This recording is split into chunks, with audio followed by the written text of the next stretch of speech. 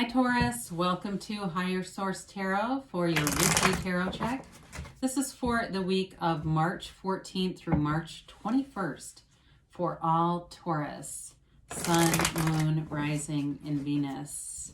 If you're new to the channel, welcome, and I post new readings every Friday, then again on Monday or Tuesday. So if a reading doesn't resonate, you can always check back in a couple of days.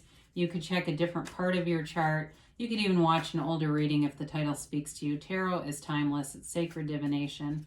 Thanks to everybody for subscribing and liking and everything you do for the channel. I appreciate it very much, and it's fun to do the readings, so I'll keep doing them.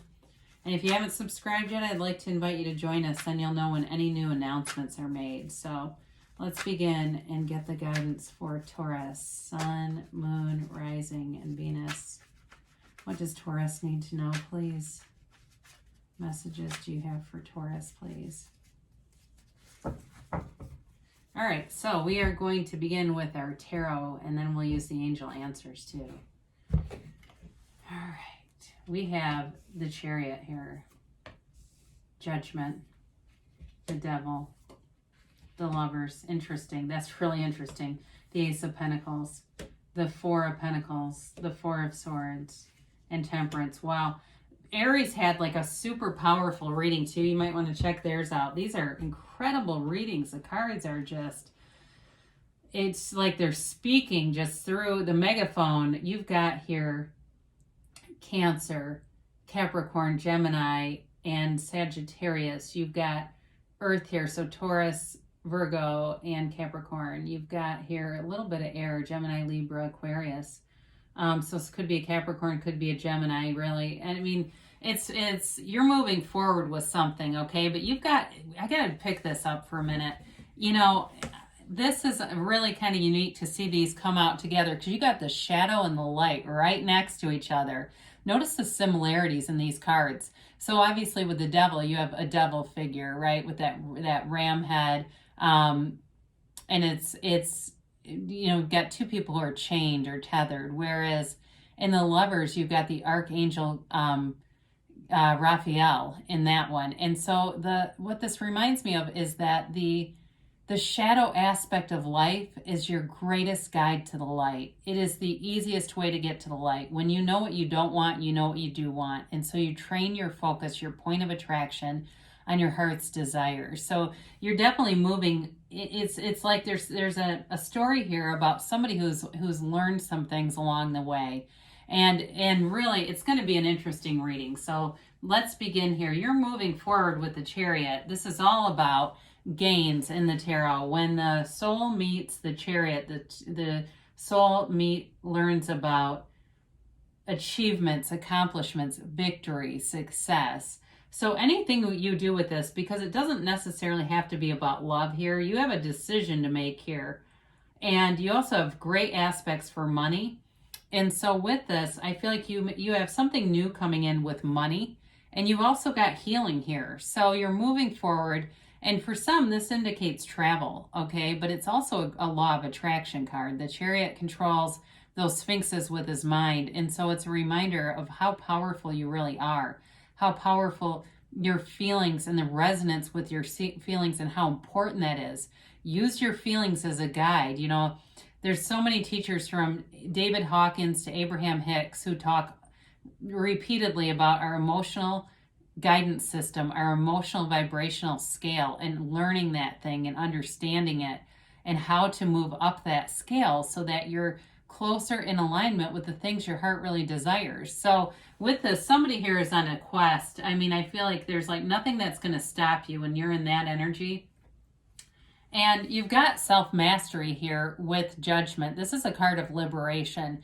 If you felt like something was holding you back, you don't anymore with these two. You know, and again, with this too, this is also about getting around obstacles. It's decisions, important decisions. But you're going to be free of any limitations with this energy.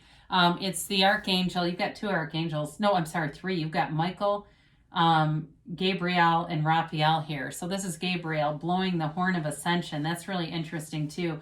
Again, I said this in Aries reading. There's something about an act of providence It's this divine care and direction from source energy. It's almost like, if you want to call it, the God of your understanding, the universe, is hovering over you, okay, in this way, kind of floating above you. And it's almost like this distant sound. And maybe somebody here is having a little bit of ear ringing.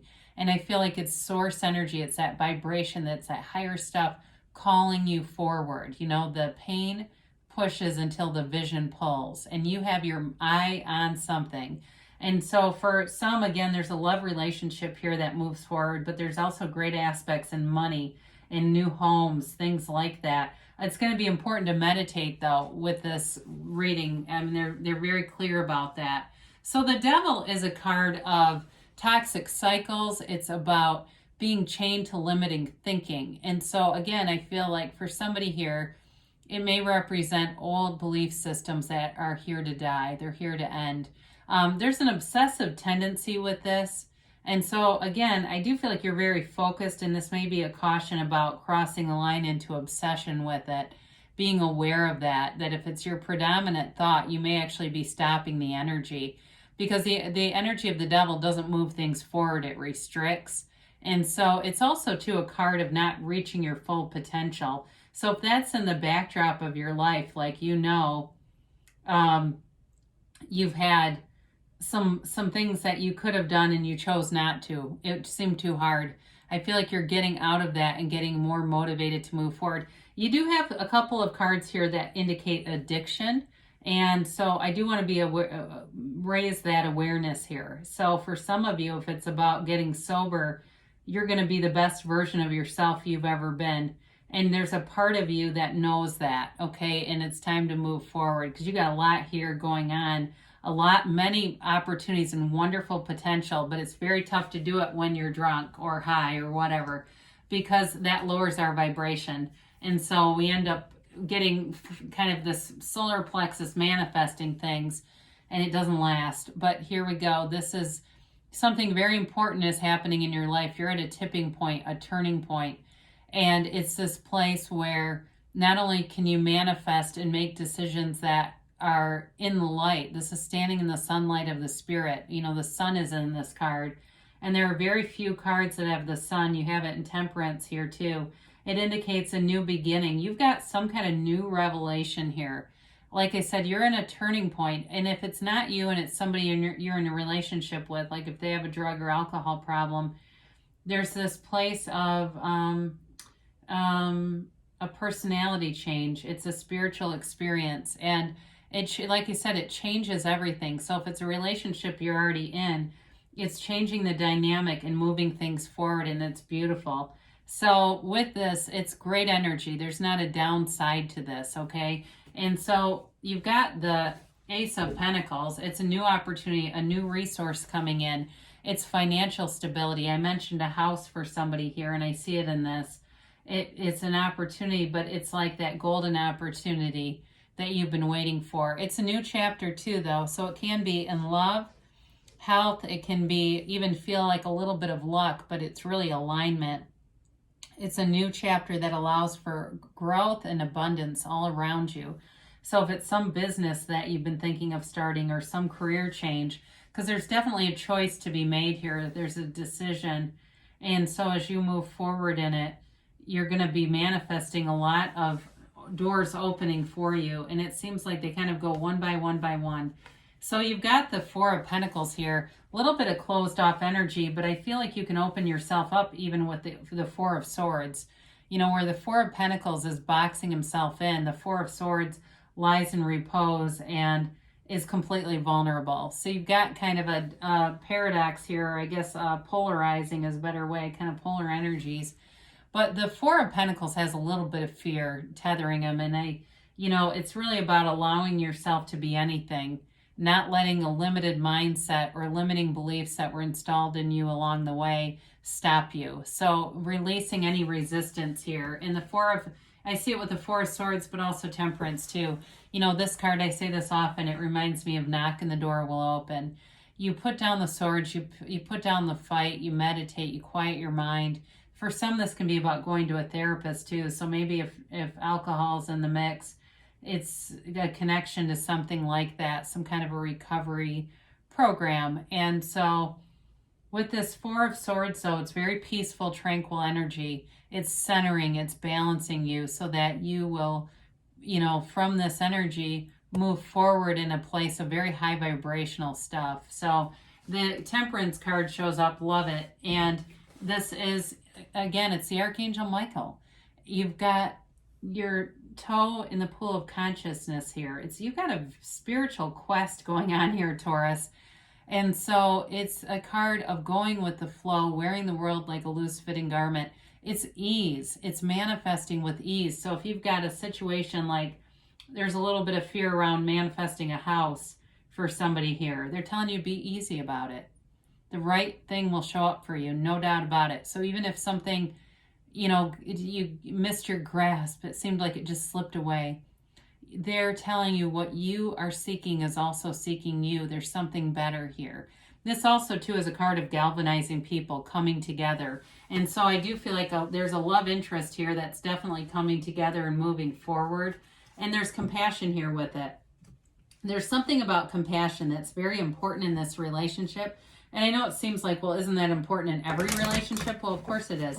But there's some kind of an understanding here, a deep understanding that almost fuels this love like Miracle Grow. It's beautiful, you know, and so it's on a soul level. It's soul business. It's that compassion that comes from the deep depths of the soul. It's not on that ego level. So let's see what the angels have to say here for Taurus in terms of a yes, no, maybe. I feel like I'm not getting those middle cards. There we go. You've got here success. Okay, this often reminds me of the Chariot. So I feel like they're telling you again, there's victory, there's success waiting for you.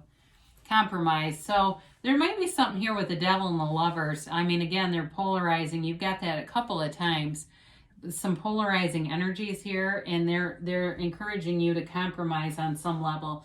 But it doesn't mean you give up everything you want, okay?